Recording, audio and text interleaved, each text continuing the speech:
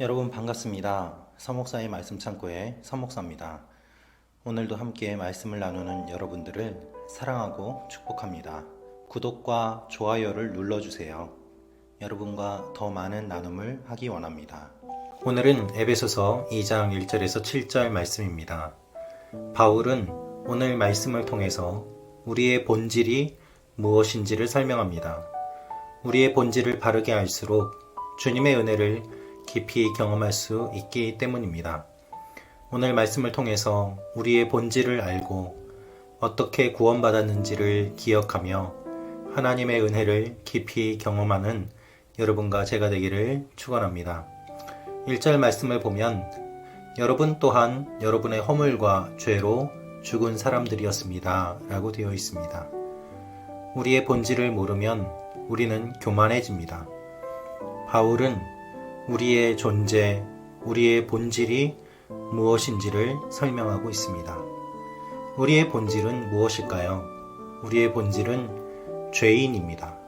우리의 본질은 죽었던 사람들입니다. 우리는 죽어 있었습니다. 죄를 지어서 하나님과 멀어졌고 우리 스스로 많은 허물을 가지고 있는 존재였습니다. 허물과 죄로 죽은 사람들이었습니다. 이것이 바울이 이야기하는 우리의 모습입니다. 우리의 모습을 바울이 더 구체적으로 설명합니다. 2절은 우리가 어떠한 모습이었는지를 이야기하고 있습니다. 우리는 세상의 즐거움을 따라갔습니다. 세상의 흐름을 따라갔습니다. 이 세상 풍속을 따라서 허물과 죄 가운데 살았습니다. 몸의 즐거움, 잠깐의 쾌락을 위해서 영원한 것들을 포기하며 살았습니다. 영원한 것들을 생각하지 않고 잠깐 즐기는 것들만 생각하며 살았던 존재입니다. 특별히 불순종하게 하는 영이 이끌어가는 대로 살았습니다. 우리 속에 불순종하게 하는 영이 역사하여 그것에 끌려 살았던 모습이 여러분과 저의 모습이었습니다. 불순종하게 하는 영이 이끌어가는 대로 살아가는 모습, 그것이 곧 죄의 노예라는 의미입니다.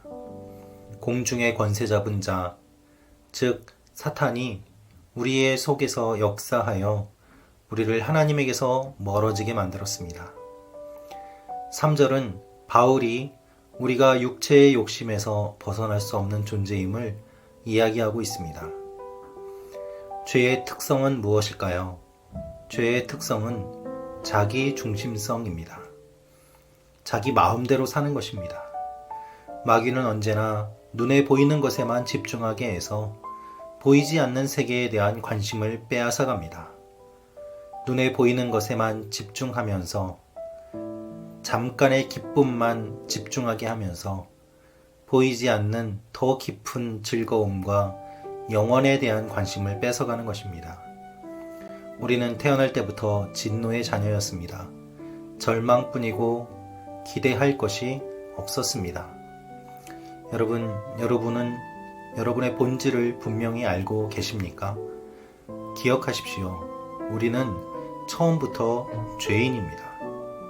그러나 우리는 그것을 깨닫지도 못한 채 살아가고 있었습니다. 많은 사람들이 자신이 죄인이라는 것을 깨닫지도 못하고 죄인임을 알려주면 그것을 듣기 싫어하며 살고 있습니다. 저의 삶도 그러한 모습이 있었습니다.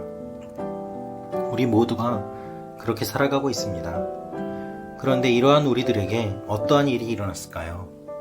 4절을 보면 그러나 자비가 풍성하신 하나님이 우리를 사랑하신 그 크신 사랑으로 인해 라고 되어 있습니다. 죄로 인해 죽을 수밖에 없는 우리, 죽어있던 우리를 하나님이 사랑하십니다. 하나님은 긍휼이 풍성하십니다. 엄마가 아기를 자궁에 품은 것처럼 하나님이 우리를 품고 지켜주십니다. 하나님이 죽어있던 우리를 사랑으로 품어주셔서 새로운 삶을 얻도록 구원해 주셨습니다. 이 모든 일들이 하나님의 사랑으로 가능했습니다. 우리를 구원하시는 동기는 하나님의 사랑입니다. 여러분, 자비가 풍성하신 하나님이 우리를 사랑하신 그 크신 사랑으로 인해, 그 크신 사랑으로 인해서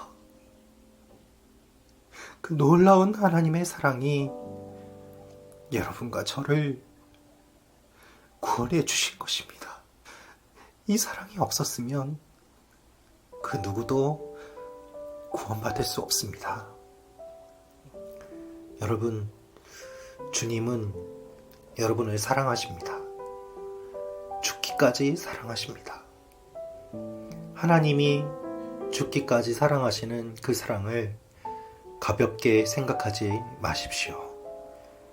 우리를 사랑하시는 사랑은 주님의 생명을 내어주시는 사랑이고, 죽어있던 우리를 살려주시는 사랑입니다.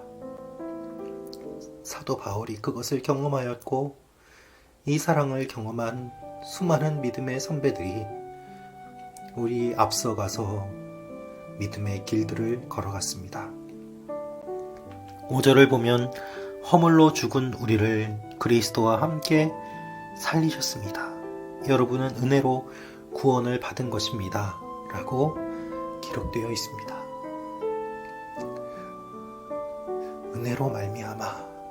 은혜로 말미암아 구원받았습니다.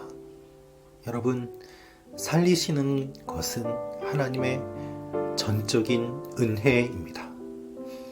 우리는 전적으로 타락하였고, 하나님께서 우리를 전적인 은혜로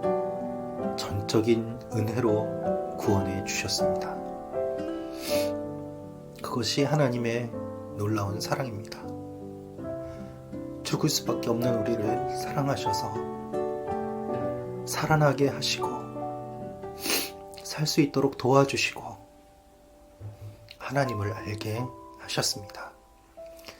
5절, 6절, 7절 말씀은 그리스도와 함께 그리스도 예수 안에서가 매 절마다 등장합니다. 우리가 살아난 이유, 우리가 살아난 방법이 그리스도임을 분명히 말씀하고 있습니다. 여러분, 우리의 구원은 예수님께 있습니다. 그리스도와 함께 살리셨고, 그리스도 예수 안에서 일으키시고, 그리스도 예수 안에서 풍성함을 주십니다. 6절은 하나님이 우리를 그리스도와 함께 살리셨다고 말씀하십니다.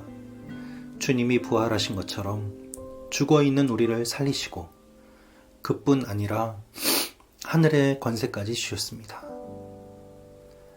이 얼마나 놀라운 은혜입니까? 오늘 묵상하며 저희의 감정이 북받쳐 오르는 것을 용서해 주시길 바랍니다.